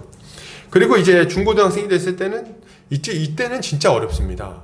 애들이 거의 뭐 짐승과 같아지기 때문에 이때는 힘들어요. 이때는 독립심이 굉장히 강해지고 그리고 또래 집단에 따라서 움직이는 성향이 강해집니다. 그래서 부모를 거의 부모는 나의 억압자, 독재자 약간 이런 느낌으로 받아들이기 때문에 부모와 대화하기 굉장히 어려워져요. 그래서 뭐 말만 하면 싫다 그러고 안 된다 그러고 아니라 그러고 말도 잘 안 해요. 대답 잘 안 하고. 그래서 밥 먹다가 이제 옛날 개그 프로그램 중에서도 뭐 대화가 필요해 뭐 이런 개그도 있었잖아요. 그런 것처럼 말을 거의 안 합니다. 밥 먹고 몸 깡 닫고 들어가고 하루 종일 있는 거예요. 그래서 심지어는 제가 들었던 얘기인데 어떤 부모님은 하루에 애를 20분밖에 못 본다는 거예요. 그것 때문에 막 슬퍼하시더라고요. 애가 20분밖에 못 봤다. 나 오늘 애를. 그러니까 와서 잠깐 얼굴 보고 이제 들어가. 밥 먹을 때만 잠깐 얼굴 비치고 들어가고. 안 먹는다 그러고 문 두드리면 야, 얘 밥 먹어 이렇게 하면 이제 안 먹어 이렇게 얘기하고 그냥 이제 있고. 뭐 한다 그러면 다 싫다 그러고 여행 가자 그러면 싫다 그러고 어렸을 때나 여행 같이 가자 그러지 이제 중고등학생 돼보세요. 엄마 아빠 다녀오세요. 저 집에 있을게요. 이렇게 하지. 잘 안 간다 이거지. 그래서 그때 가서 뭔가를 해보려고 그러면 너무 힘듭니다. 그래서 그 전에 미리 이렇게 잘 대화를 하고 이렇게 교제를 많이 나눠야 돼요. 특별히 이제 이 시기에 자녀들이 아주 급속도로 이 친구들과 친해지기 때문에 또래 관계가 너무 강력해져요. 이게 거의 전부가 됩니다. 세상의 전부가. 그래서 이때 좋은 친구를 사귈 수 있도록 지도하는 건 너무 중요한 문제예요. 이때 좀 이렇게 악한 동무들을 만나면 정말 중고등부 시절 전체를 거의 날려먹습니다. 거의 막 죄만 짓다가 끝나는 경우도 많고 해야 될 일을 그 중요한 시기에 해야 될 일들을 못 할 수 있어요. 특히나 한국 사회 같은 경우는 이 중고등학생 때 배운 걸로 진로가 거의 결정이 돼버려요. 근데 이때 제대로 잘 준비해갖고 가지를 않는다면 그때 이제 막 친구들하고 어울리면서 담배 피우고 다니고 막 술 마시고 다니고 막 아주 막 이렇게 죄 짓고 다니고 막 이렇게 하면은 그 시절을 그냥 통으로 그 중요한 시기를 다 잃어버릴 수 있는 거예요. 안 된다. 그래서 이때 친구를 잘 만나도록 지도하고 해야 된다. 근데 이렇게 하려면은 대화를 많이 해야 되는데 유초등부 때부터 대화를 잘 해놓지 않으면 이제 중고등부 돼가지고 대화하려고 하면 진짜 힘듭니다. 그래서 그렇게 하지 않도록 미리미리 준비를 잘 해야 되는 거예요.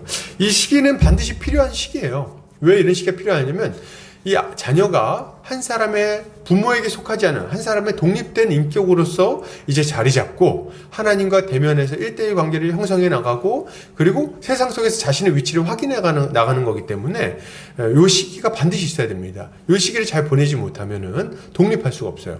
부모를 떠난 시기에. 그래서 이 시기를 잘 해나갈 수 있도록 부모는 잘 조언해주고 이끌어줘야겠죠. 이제 이거 오늘 이렇게 설교를 하면서 약간 잔소리같이 자꾸 된다는 느낌을 받는데, 그러나 잘 들으세요. 부모가 이때 자기의 욕망을 자녀에게 투영하지 않았으면 좋겠어요. 그렇게 하면 안 됩니다. 그래서 내가 중고등부 때 공부 못했으니까 너라도 잘해야지. 그 애가 누구를 닮았겠습니까? 부모를 닮은 거예요. 그래서 막 억지로 막 공부를 시키려고 그러지 마시고 잘 지도해 줄 생각을 하세요. 그리고 내가 뭘 못 이룬 꿈이 있는데 네가 해주면 좋겠다.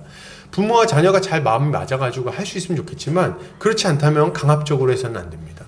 그래서 뭐 부모 꿈이 자녀가 뭐 어디 법대 가는 거 뭐 이런 거야. 뭐 아니면 뭐 법관이 되는 게 꿈이다. 내 꿈은 이건데 네가 꼭 해줬으면 좋겠다. 왜 본인 꿈을 이렇게 자녀에게 강요합니까? 그렇게 하지 않아야 돼요. 자녀는 자녀의 꿈이 있는 거 본인이 하시지 왜? 못했으면 어쩔 수 없는 거죠. 왜 자녀한테 그렇게 합니까? 자녀는 자기가 알아서 잘 이렇게 자신의 진로를 잡아 나가야 되는 거예요. 대신에 자녀가 너무 잘 모르니까 그런 것들을 잘 선택할 수 있도록 그런 어떤 지도를 해주고 좀 이렇게 조언을 해줄 수는 있겠죠. 그 외에 이렇게 너무 과도하게 이렇게 하는 것은 옳지 않습니다. 자, 이제 그렇게 해서 잘 양육하면 되는데요. 마지막으로 한 가지만 좀 더 살펴보도록 하겠습니다. 근데 우리가 이렇게 자녀를 잘 양육하려고 하는데 우리의 걱정이 있어요. 뭡니까? 우리가 완벽한 부모들이 아니잖아요. 그래서 실수하면 어떻게 될까요? 실수하면 어떡하죠? 실수하면? 우리가 다 부족하기 때문에 성경처럼 성경을 따라 성경 원리를 따라서 생각처럼 잘 지도하지 못할 수도 있는 거예요. 우리 참 부족하죠. 그때 어떻게 해야 되는가? 우리는 이렇게 열심히 하고 나서도 후회할 때가 많는데 너무 걱정하지 않아도 되겠습니다. 여러분 너무 걱정하지 마세요. 내가 이렇게 애를 열심히 해보려고 하는데 내가 실수하면 어떡하지? 걱정하지 마세요. 왜냐하면 만약 우리가 진심으로 자녀를 사랑하는 마음으로 양육하면 자녀들도 그 진심을 알기 때문에 그렇습니다. 그 진심은 다 알아요. 배워요. 그래서 부모가 날 사랑으로 이렇게 해보려고 하는구나. 그러면은 뭐 겉으로는 퉁명스럽게 뭐 할지 몰라도 속으로는 다 압니다. 이걸 받아들여요. 그래서 그걸 이제 우리가 너무 걱정하지 않아도 되고, 그리고 설령 우리의 부족함이 있다 할지라도 전능하신 하나님 아버지께서 우리의 부족함에도 불구하고 역사하셔서 이 모든 것 가운데 역사하셔서 합력하여 선을 이루게 만들어 주실 것이기 때문에 그렇습니다. 좀 부족하다고 좀 느껴지시나요? 지혜가 좀 부족합니까?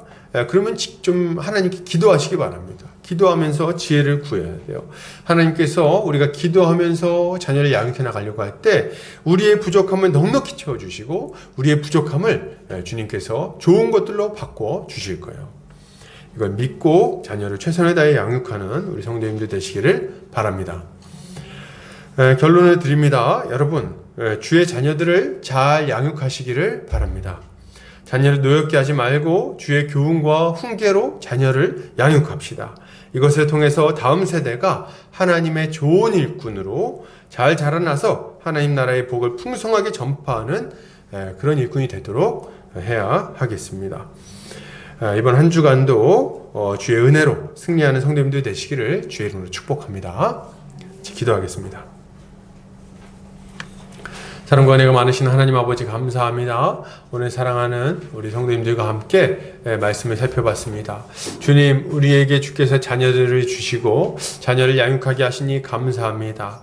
이 자녀를 양육하는 일에 있어서 우리가 게으르지 아니하게 하시고 부지런히 자녀들을 하나님의 말씀으로 양육하여 하나님의 좋은 일꾼으로 하나님의 백성답게 잘 세워나갈 수 있게 하여 주시옵소서. 주님, 자녀를 노엽게 하지 않게 하여 주시고 오직 지혜롭게 주의 교훈과 훈계로 양육하게 하셔서 이 아이들이 하나님의 뜻에 합당하게 잘 세워지게 하여 주시옵소서. 우리가 참 부족합니다. 그러나 우리 주님께서 우리의 부족함을 아시고 우리의 부족함을 채워주실 것을 믿사오니 주께서 역사하여 주시옵소서.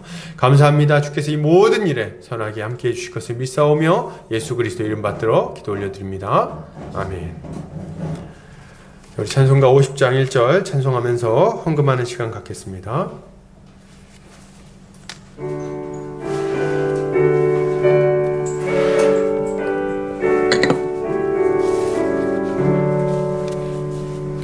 내게 있는 모든 것을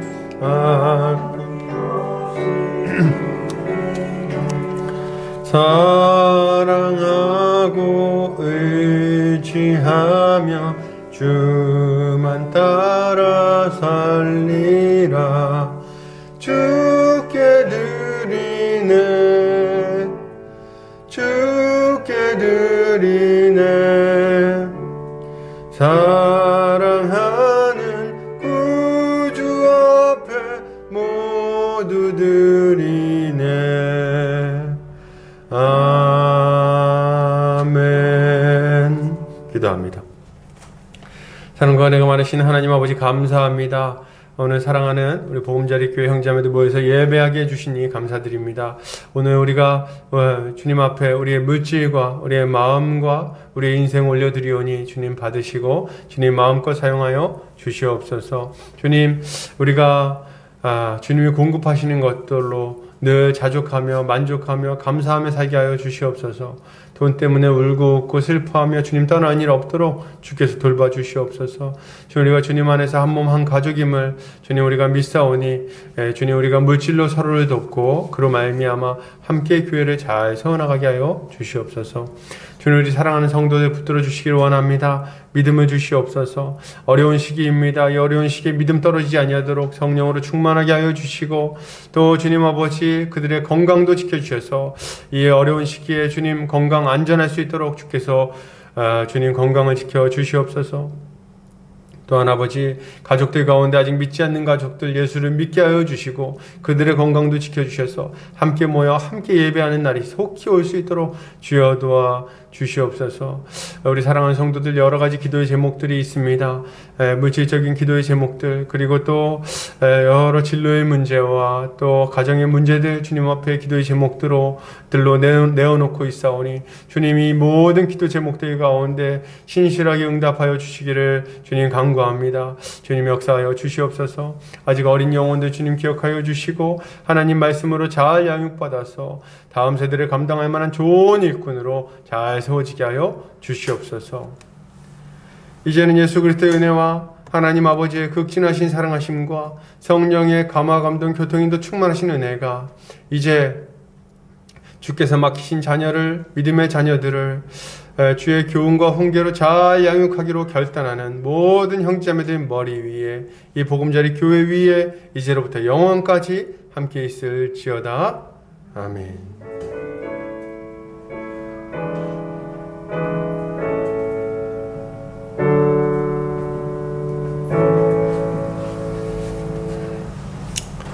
예배를 마쳤습니다.